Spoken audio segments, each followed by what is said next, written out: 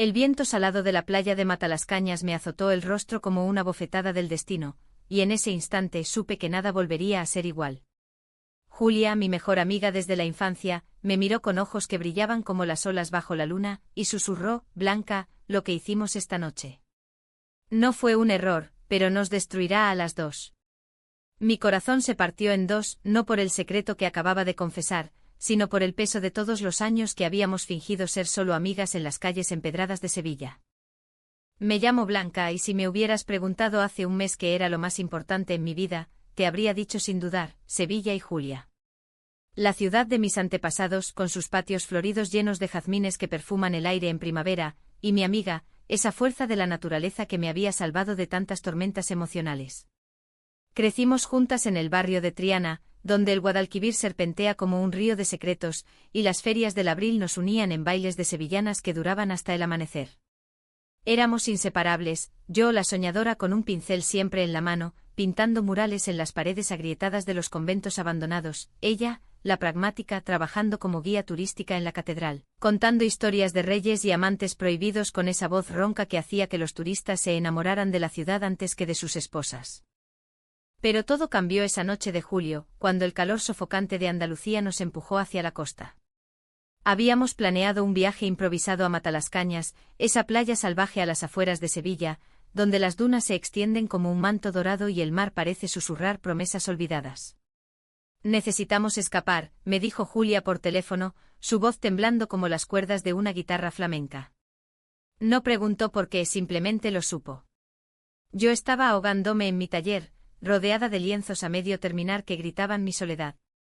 Mi última relación con un tipo efímero llamado Miguel había terminado en una discusión absurda sobre celos imaginarios, y desde entonces me sentía como un fantasma en mi propia piel. Llegamos al atardecer con el sol derramándose en el horizonte como vino tinto sobre la arena. Alquilamos una casita de madera en las afueras del pueblo, un refugio humilde con vistas al océano que olía a sal y a recuerdos de infancia. Julia conducía el viejo Seat de su familia, cantando boleros de Lola Flores a todo volumen, y yo reía, fingiendo que el nudo en mi estómago era solo el hambre. Pero en el fondo sabía que algo se cocía. Últimamente sus miradas se demoraban demasiado en mí, sus toques accidentales en el brazo duraban un segundo de más, y en las noches de insomnio, soñaba con sus labios rozando los míos bajo la lluvia de una procesión de Semana Santa. Esa noche, después de una cena ligera de gazpacho frío y jamón ibérico robado de la despensa de su madre, salimos a caminar por la playa. La luna llena colgaba como una perla defectuosa en el cielo estrellado, y el mar rugía con una furia contenida, como si supiera los secretos que íbamos a desenterrar. Íbamos descalzas, los pies hundiéndose en la arena fresca, y hablábamos de todo y de nada, de cómo el ayuntamiento había arruinado el casco antiguo con más turistas, de los sueños que habíamos enterrado bajo el peso de la rutina. Blanca, ¿alguna vez has sentido que tu corazón late por alguien que no deberías?, me preguntó de repente, deteniéndose junto a una ola que lamía nuestros tobillos. La miré y el mundo se detuvo. Julia tenía 28 años como yo, pero en ese momento parecía una niña perdida en el laberinto de sus propios deseos. Su cabello castaño cortado en un bob desordenado que le enmarcaba el rostro pecoso, se agitaba con la brisa marina. Sus ojos verdes, herencia de alguna abuela irlandesa que su familia juraba haber tenido, brillaban con una vulnerabilidad que me aterrorizaba. Llevaba una blusa de lino blanca que se pegaba a su piel por el sudor del día, y unos shorts vaqueros que dejaban ver las cicatrices de una caída en bicicleta de nuestra adolescencia. Era hermosa, no de esa belleza pulida de las modelos en las revistas de moda sevillanas, sino cruda, como las esculturas de Murillo en la Pinacoteca, llena de sombras y luces que te atrapaban el alma. Sí, respondí, mi voz un hilo tembloroso. Cada maldito día. Y entonces, sin pensarlo, sin medir las consecuencias, me incliné hacia ella. Nuestros labios se encontraron en un beso que sabía a sal y a vino de Jerez, un beso que había estado latiendo en silencio durante años. Fue como si el mar nos hubiera arrastrado, como si Sevilla entera, con sus campanas de la Giralda y sus patios escondidos, nos hubiera empujado hacia ese precipicio. Sus manos subieron a mi rostro y por un instante el mundo fue solo nosotras, dos almas enredadas en un baile prohibido bajo la luna. Pero el éxtasis duró poco. Cuando nos separamos, jadeantes, Julia se apartó con una expresión de pánico puro. Blanca, no podemos. Hay algo que no te he dicho. Su voz se quebró y en ese momento, el primer conflicto se clavó en mi pecho como una daga flamenca. Me contó entre sollozos ahogados por el rugido de las olas, que estaba prometida.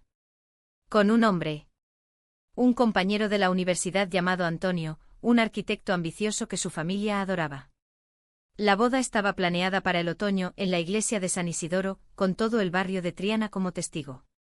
Es lo que esperan de mí, murmuró, mirando al suelo. Mi madre dice que es mi salvación, que una mujer sola en Sevilla es como un flamenco sin río. Me quedé helada, el beso aún quemándome los labios. ¿Cómo podía ser? Habíamos compartido todo, confidencias en las tabernas de la Alameda, lágrimas en los entierros de abuelas queridas, risas en las verbenas de San Juan. Y ahora esto. La traición no era solo el compromiso, era el secreto que había guardado durante meses, mientras yo me desangraba en silencio por un amor que ni siquiera sabía si era correspondido. Me has mentido, le espeté, mi voz alzándose por encima del viento. Somos mejores amigas, Julia. ¿Cómo pudiste esconder algo así? Ella lloró entonces, un llanto gutural que resonó en la playa vacía, y yo sentí una rabia que me consumía, una furia ciega contra el peso de las expectativas familiares, contra la sociedad sevillana que nos ataba con hilos invisibles de tradición.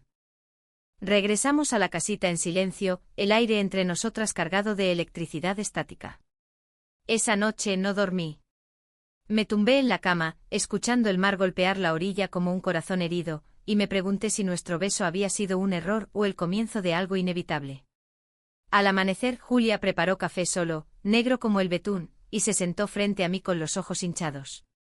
No quiero perderte, Blanca. Eres mi todo. Pero sus palabras sonaban huecas, y en ese momento planté la semilla de la primera decisión difícil, perdonarla o alejarme antes de que nos destruyéramos mutuamente. Los días siguientes en Matalascañas fueron un torbellino de emociones contenidas. Paseábamos por las dunas fingiendo normalidad, pero cada roce accidental avivaba el fuego. Hablábamos de Sevilla, de cómo la ciudad nos había moldeado, yo, hija de un pintor flamenco que murió joven, dejando deudas y un legado de pasión desbordada, ella, de una familia de feriantes que montaban casetas en la Feria de Abril, donde el vino y el cante ocultaban secretos familiares más oscuros. Mi padre se fue cuando yo tenía 10 años, me confesó una tarde, mientras recolectábamos conchas en la playa. Dijo que Triana era una jaula dorada, y se largó a Madrid con una bailarina. Desde entonces mi madre vive para verme casada, para que no siga sus pasos. Entendí entonces la profundidad de su miedo. En Sevilla, donde las procesiones de la Virgen de la Esperanza llenan las calles de velas y promesas, el amor fuera de las normas es un pecado que se susurra en las sombras de los conventos. Pero yo, Blanca, siempre había sido la rebelde. Mis pinturas expuestas en galerías alternativas del Arenal, hablaban de mujeres libres, de besos robados en patios ajenos. ¿Podía yo ser la que la salvara, o solo la que la hundiría más? El conflicto estalló una noche durante una tormenta que azotó la costa. El viento aullaba como un lamento de vihuela, y la lluvia martilleaba el techo de la casita. Estábamos sentadas en el porche envueltas en mantas, cuando Julia recibió una llamada. Era Antonio, su voz al otro lado del teléfono dulce como el mosto de uva. Te echo de menos, mi vida. ¿Cuándo vuelves? Tu madre ya está eligiendo el vestido. Colgó y el silencio que siguió fue ensordecedor. Dime la verdad, le exigí, mi voz un trueno. ¿Lo amas? Ella dudó, y esa pausa fue mi ruina. ¿Es seguro, Blanca? Contigo. Contigo sería el caos. La discusión fue feroz, palabras afiladas como las navajas de los gitanos en una peña flamenca. La acusé de cobardía, de traicionar no solo a mí, sino a sí misma. Ella contraatacó gritando que yo no entendía el peso de la familia, de las miradas en la Plaza de España cuando dos mujeres caminan demasiado cerca. Tú pintas tu libertad en lienzos, pero yo vivo en el mundo real, sollozó. Esa noche dormimos separadas por primera vez en años, y al despertar encontré una nota en la mesa: necesito tiempo. Vuelve a Sevilla sin mí. El viaje de regreso fue un infierno. Conduje sola por la autovía, con la radio sintonizando saetas de Semana Santa que hablaban de traición y redención. Al llegar a Triana, mi taller me recibió como un mausoleo, pinceles secos, óleos endurecidos. Llamé a Julia una docena de veces, pero su teléfono sonaba en el vacío. Los días se convirtieron en semanas y Sevilla, mi amada ciudad, se volvió un laberinto de recuerdos dolorosos. Pasaba por el puente de Isabel II, donde nos besamos por primera vez en una borrachera de feria, y el río parecía burlarse de mí con su flujo indiferente. Entonces llegó la primera revelación, un secreto que me golpeó como un mazazo en la nuca. Una amiga común, Carmen, la tabernera de la calle Betis, me lo contó en una parte mientras servía cañas frías. Julia no te ha dicho todo, Blanca. Antonio. No es solo un novio. Hay algo más. Mi corazón se aceleró. ¿Qué podía ser peor que un compromiso forzado? Carmen dudó, pero al final soltó la bomba. Julia había descubierto que estaba embarazada. De Antonio, por supuesto. Un accidente de una noche de pasión antes del viaje, un secreto que la aterrorizaba más que nada. Me juró que no te lo dijera, pero eres su hermana del alma. Ella te ama, Blanca, pero el miedo la paraliza. El mundo se derrumbó. Embarazada. La palabra resonaba en mi cabeza como las campanas de la Magdalena. ¿Cómo podía competir con eso? Me encerré en mi taller, pintando furiosamente un mural de olas enfurecidas y figuras entrelazadas que se rompían contra las rocas. Cada trazo era un grito de frustración, cada color un torrente de lágrimas. Llamé a Julia esa misma noche, pero en lugar de rabia, mi voz salió rota. Carmen me lo contó. ¿Por qué no me lo dijiste tú? Silencio al otro lado, roto solo por un sollozo ahogado. Porque sabía que te perdería, respondió finalmente. Y no puedo permitírmelo. No ahora. Esa confesión abrió la puerta a una comprensión amarga. Julia no era solo mi amiga, era una mujer atrapada en las redes de la tradición sevillana, donde una boda y un hijo son el escudo contra el escándalo. Pero yo, con mi amor no correspondido, o tal vez sí, pero enterrado, me sentía como una herejía andante. Decidí alejarme por su bien y el mío. Cancelé una exposición en el Alcázar, me perdí en las tabernas de la Macarena, bebiendo manzanilla hasta que el mundo giraba como un torbellino de sevillanas. Sin embargo, el destino, caprichoso como el Guadalquivir en crecida, tenía otros planes. Una mañana de agosto, mientras paseaba por los jardines de Murillo, la vi. Julia, con el vientre apenas insinuado bajo un vestido floreado, sentada en un banco junto a la estatua de Colón. Parecía exhausta, las ojeras marcando su rostro como surcos en la tierra seca de la campiña. Me acerqué, el corazón en un puño, y me senté a su lado sin decir palabra. Blanca, murmuró, tomando mi mano. Lo he cancelado todo. La boda, Antonio. Todo. El shock me dejó muda. ¿Qué había pasado?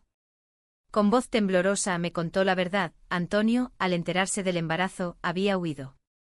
No con una bailarina, como su padre, sino con una excusa cobarde sobre no estar listo. La familia la había juzgado, su madre la había llamado manchada, en una discusión que resonó por todo Triana. Me quedé sola, Blanca. Sola con esto, dijo tocándose el vientre. Y en ese gesto vi no solo el miedo, sino una chispa de libertad. Pero tú. Tú eres mi ancla.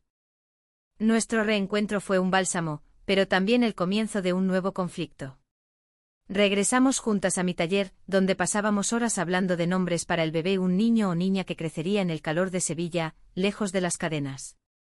Yo la cuidaba, cocinando potajes de la abuela y acompañándola a las consultas en el hospital de la Macarena. Pero en las noches, cuando el silencio caía como un manto, el beso de la playa regresaba como un fantasma.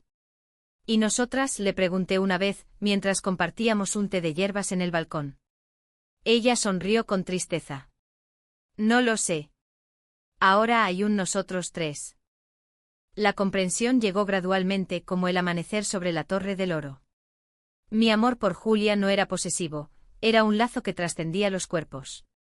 La ayudaba a tejer mantitas en los patios de vecinos compasivos, a reír con las chismosas de la Plaza del Salvador que en secreto la apoyaban. Pero el clímax se avecinaba, envuelto en un secreto más oscuro que el que ella me había ocultado a mí. Era finales de septiembre y Sevilla se preparaba para la Feria de San Miguel, con sus casetas improvisadas y el aroma a churros fritos flotando en el aire. Julia y yo habíamos encontrado una rutina frágil, mañanas en el mercado de la Encarnación comprando frutas maduras para sus antojos, tardes en mi taller donde ella posaba para un retrato que capturaba su nueva maternidad con la ternura de una Madonna renacentista. Su vientre crecía, redondo como una luna de agosto, y con él, mi admiración por su coraje. Había roto con su familia, mudándose temporalmente a mi pequeño apartamento en el barrio de Santa Cruz, donde las calles estrechas susurran leyendas de inquisidores y amantes ocultos. Pero la paz era ilusoria. Una tarde, mientras pintaba el retrato, su rostro sereno, los ojos verdes fijos en un punto lejano, sonó el timbre. Era la madre de Julia, doña Carmen, una mujer imponente de 50 años, con el porte de una reina de las procesiones y un rosario siempre entre los dedos. Entró sin invitación, su mirada barriendo el taller como un huracán de juicio. «Julia, hija mía, ¿qué es esto? ¿Viviendo en pecado con tu amiga, embarazada y sin marido? El barrio entero habla». Julia se levantó de un salto, protegiéndose el vientre con las manos. «Madre, no es pecado. Es mi vida». Pero doña Carmen no escuchaba. Se volvió hacia mí, sus ojos negros ardiendo como carbones. «Tú, Blanca, siempre has sido la mala influencia. Con tus pinturas paganas y tus ideas modernas. La has corrompido».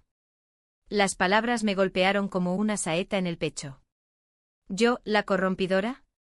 Yo que había sacrificado mi propia felicidad por mantenerla a salvo. La rabia subió como bilis, y respondí con veneno: «La que la corrompe es usted, señora. Con su tradición que ahoga como el río en invierno. Julia merece ser libre, no una viuda blanca antes de tiempo». La discusión escaló a gritos que atrajeron a los vecinos, curiosos asomándose desde los balcones de geranios rojos. Doña Carmen acusó a Julia de deshonrar el nombre familiar, de arrastrar al bebé a una vida de pobreza y escándalo. «Tu padre se revuelve en la tumba», exclamó, y Julia, pálida como la porcelana de las tazas trianeras, se derrumbó en una silla, sollozando. Yo intervine, empujando a la madre hacia la puerta. «Váyase. Y no vuelva hasta que aprenda a amar a su hija, no a su idea de ella». Cuando se fue, el silencio fue ensordecedor. Julia me miró con gratitud y culpa. «Lo siento, Blanca. Ella no entiende. Sobre nosotras». Ahí estaba, la palabra no dicha, el secreto que flotaba como humo de incienso en las iglesias barrocas. Nosotras. No solo amigas, no solo confidentes. Aquel beso en la playa había sido el catalizador, y ahora, con el bebé en camino, el conflicto se profundizaba. Esa noche, mientras la arropaba en la cama, susurró: «Te quiero, Blanca. Más que como a una hermana». Mi corazón latió desbocado, pero la respuesta se atoró en mi garganta. ¿Podíamos ser algo más, con un niño que cambiaría todo? Los días siguientes trajeron una tregua aparente. Paseábamos por el Alcázar, donde los naranjos perfumaban el aire y las fuentes murmuraban consuelos antiguos. Julia se abría más, contándome sueños de una vida lejos de Sevilla, quizás en Cádiz, con sus playas infinitas, criando al bebé en libertad. Yo la escuchaba, pintando bocetos de nosotras tres, un trío improbable pero hermoso. Pero el malestar crecía. Notaba sus ausencias, llamadas misteriosas que cortaba abruptamente, miradas evasivas cuando hablábamos del futuro. «¿Hay algo más que no me dices?», le pregunté una mañana, mientras preparábamos torrijas para el desayuno. Ella dudó, y esa pausa fue el preludio de la tormenta. «Es Antonio», confesó al fin, sentándose en el borde de la mesa. «No se fue del todo. Me escribe, dice que quiere volver, que el bebé es suyo y que podemos intentarlo». El mundo se tiñó de rojo. ¿Después de abandonarla? ¿Después de nuestro beso, de las noches compartidas? La traición me quemó por dentro, no solo por él, sino por ella, por considerar siquiera esa opción. «Es un cobarde», grité lanzando un pincel contra la pared, salpicando óleo rojo como sangre simbólica. «Te dejó sola, Julia, y ahora, ¿quieres arrastrarnos a las tres a esa farsa?». Ella lloró, defendiendo su indecisión con argumentos que dolían: la estabilidad para el bebé, la presión de la familia que empezaba a ablandarse con promesas de reconciliación. «No es por amor, Blanca. Es por supervivencia. En Sevilla, una madre soltera es un escándalo, con él soy respetable». Sus palabras me partieron. ¿Yo qué era, entonces? ¿Un capricho, un secreto sucio que se guarda en las sombras de los patios? La discusión nos dejó exhaustas, durmiendo en habitaciones separadas por primera vez desde su llegada. Al amanecer encontré el taller patas arriba, lienzos rasgados, colores revueltos. Había sido ella, en un arranque de frustración, destruyendo mis pinturas de nosotras. Ese acto fue el primer corte profundo en nuestra amistad. Pasé el día vagando por la ribera del Guadalquivir, donde los barqueros cantan coplas de desamor, y me pregunté si valía la pena luchar.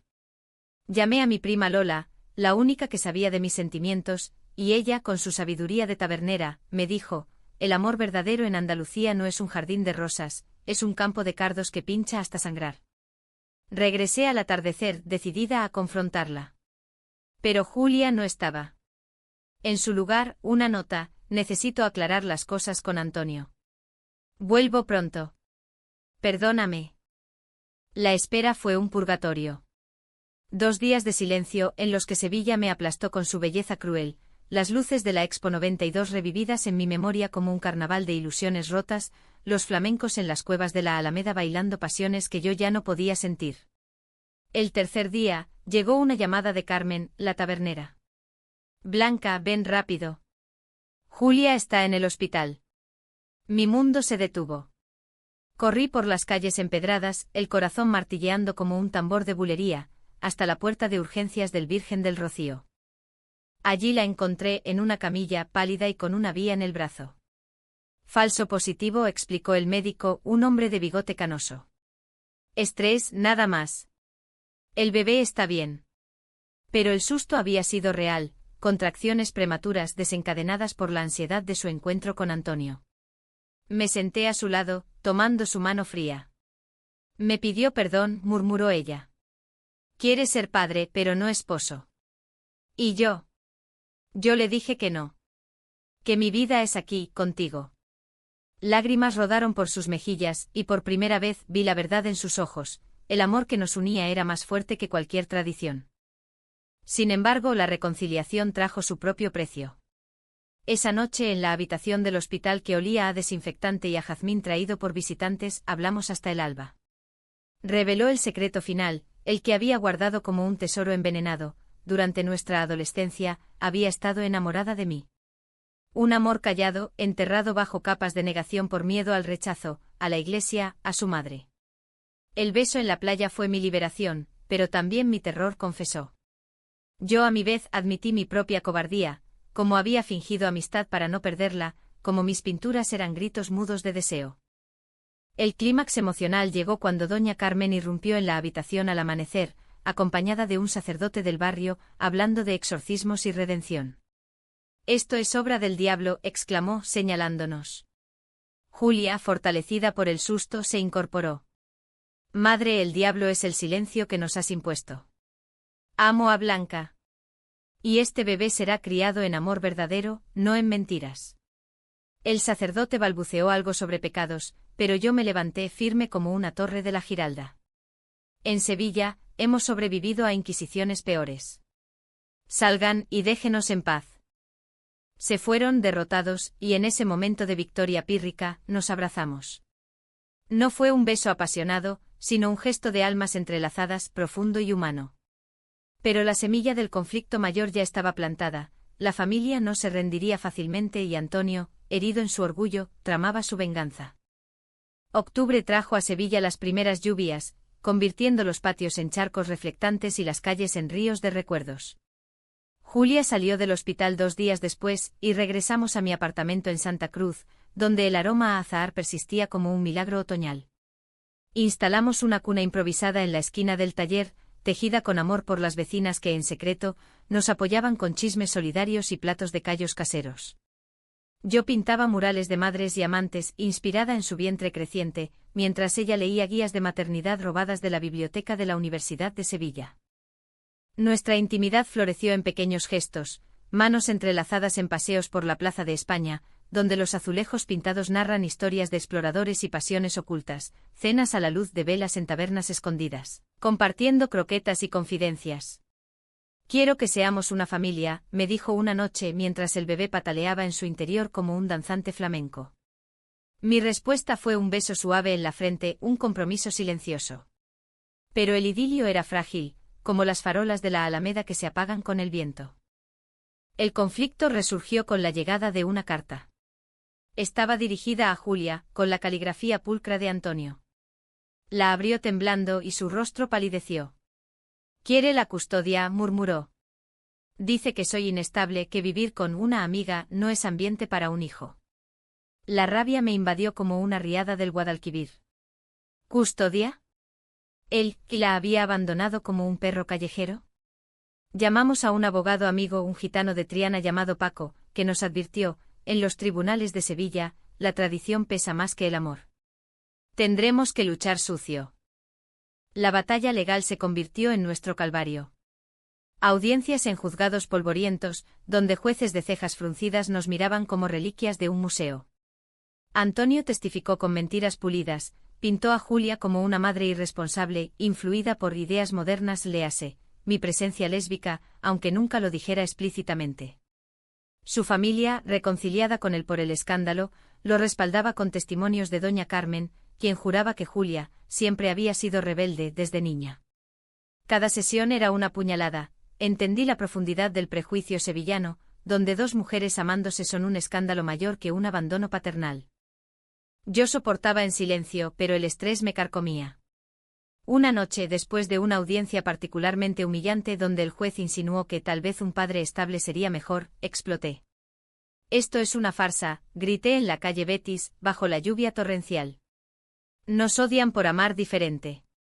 ¿Vale la pena, Julia? ¿Vale la pena este niño si nos destruye?» Ella se volvió, ojos llameantes. «Sí vale. Porque es nuestro, Blanca. Nuestro futuro». Pero en su voz oí la duda, y eso dolió más que cualquier veredicto. El malentendido se profundizó cuando encontré mensajes en su teléfono. No de Antonio, sino de su madre, súplicas veladas para que volviera a casa, por el bien del bebé. «¿Estás considerando irte?», le pregunté, el corazón en la garganta. Ella negó, pero la semilla de la desconfianza ya estaba sembrada. Nuestras discusiones se volvieron frecuentes, cuchillos afilados en la intimidad del apartamento, yo acusándola de cobardía residual, ella reprochándome egoísmo por no entender el lazo sanguíneo con el niño. «Tú no llevas esto dentro», me espetó una vez tocándose el vientre. «Es fácil para ti hablar de libertad cuando no sientes sus patadas». La profundidad psicológica de nuestro lazo se reveló en sueños compartidos. Soñaba con la playa de Matalascañas, con aquel beso que inició todo, pero ahora distorsionado, olas que nos separaban, arena que nos tragaba. Julia confesaba sueños similares, donde yo la abandonaba por un lienzo perfecto. «Somos como las hermanas de Cervantes en sus novelas», bromeaba ella, enredadas en malentendidos que duelen más que las espadas.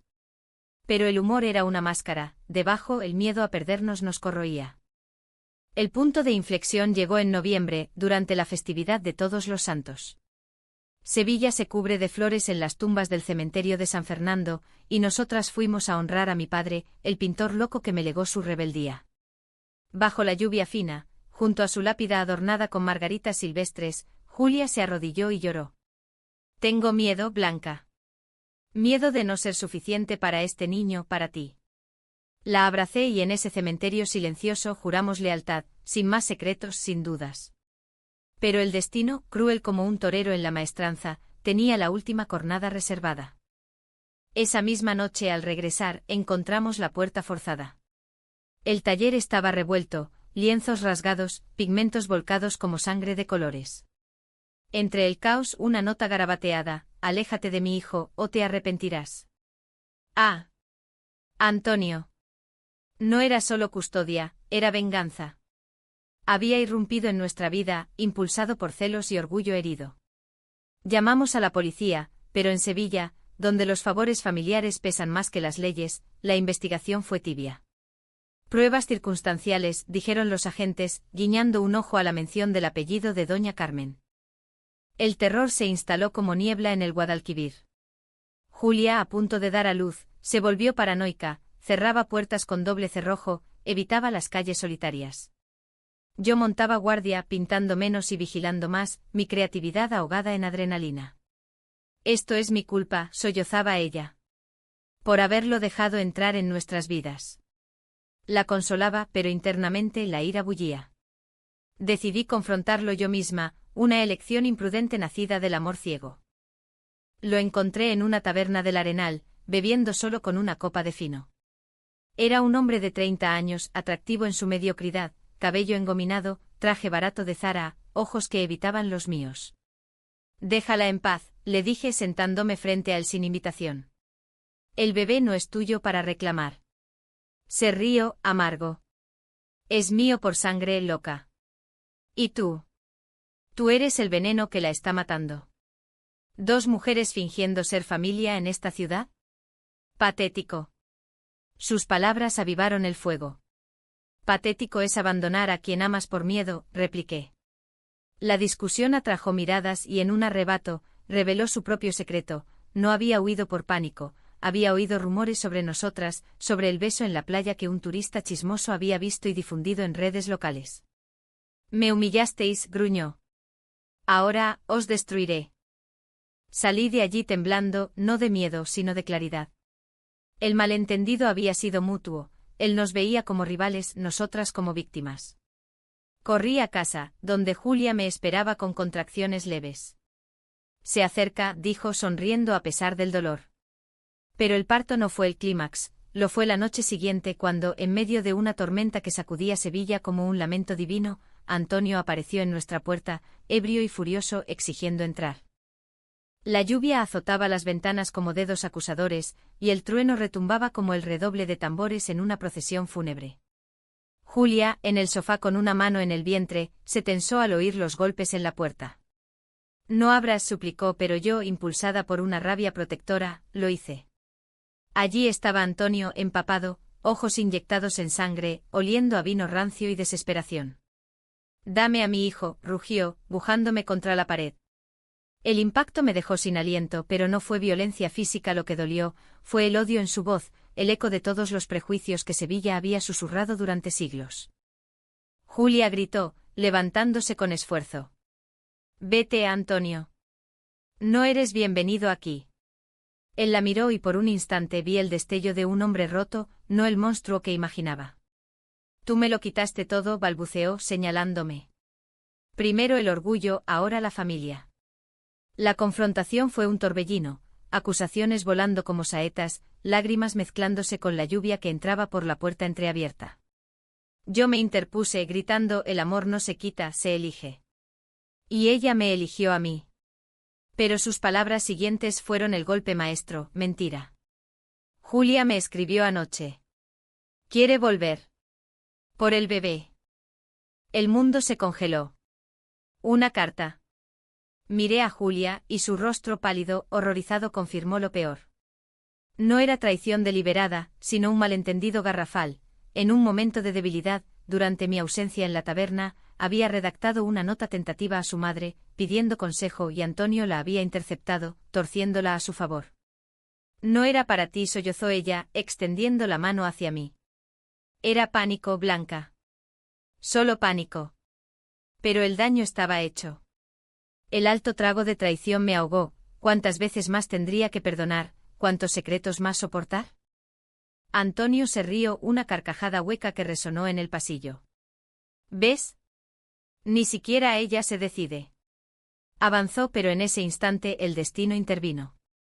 Una contracción fuerte dobló a Julia por la mitad, el agua amniótica rompió en un chorro sobre el suelo de baldosas. El bebé jadeó. El caos se desató, Antonio retrocedió aterrorizado, yo llamé a una ambulancia, sosteniendo a Julia mientras ella gritaba de dolor. Él huyó en la tormenta, su venganza disuelta en la realidad cruda del nacimiento. En el Hospital Virgen Macarena, bajo luces fluorescentes que parpadeaban como estrellas defectuosas, nació nuestra hija. La llamamos Esperanza por la Virgen patrona de Triana, con su cabecita cubierta de vello oscuro y ojos que ya prometían tormentas y calmas. Julia la acunó exhausta pero radiante y me miró con una súplica silenciosa. Perdóname, murmuró. Yo tomé su mano, y la de la niña, formando un círculo frágil pero inquebrantable. No hay nada que perdonar, respondí, aunque el dolor persistía como una cicatriz. El malentendido se disipó en esa sala estéril, reemplazado por una comprensión profunda, el amor no es perfecto, es un acto de fe diaria, forjado en conflictos y secretos. Los días siguientes fueron de redención lenta. Doña Carmen llegó al hospital, no con rosarios ni juicios, sino con una mantita tejida a mano y lágrimas genuinas. He sido ciega, hija mía, confesó besando la frente de Esperanza. El amor de una madre trasciende todo. Antonio, avergonzado por su arrebato, firmó papeles de renuncia a la custodia, desapareciendo en las sombras de Madrid como tantos sevillanos antes que él. La familia se unió en una tregua humanitaria, cenas en patios compartidos, donde el cantejondo narraba nuestras heridas y curas. Regresamos a Triana, al apartamento ampliado con ayuda de Paco el abogado, donde los murales revividos contaban nuestra historia, olas de la playa, besos bajo la luna, una madre y su amada con una niña entre ellas. No fue un final de cuento de hadas, las miradas en la plaza de la Virgen de los Reyes aún susurraban, y las noches traían dudas residuales. Pero en las mañanas, cuando Esperanza gorgoteaba y Julia me sonreía con esos ojos verdes que me habían cautivado desde niñas, sentía la profundidad de nuestro lazo, romántico sí, pero ante todo humano, tejido con hilos de perdón y resiliencia.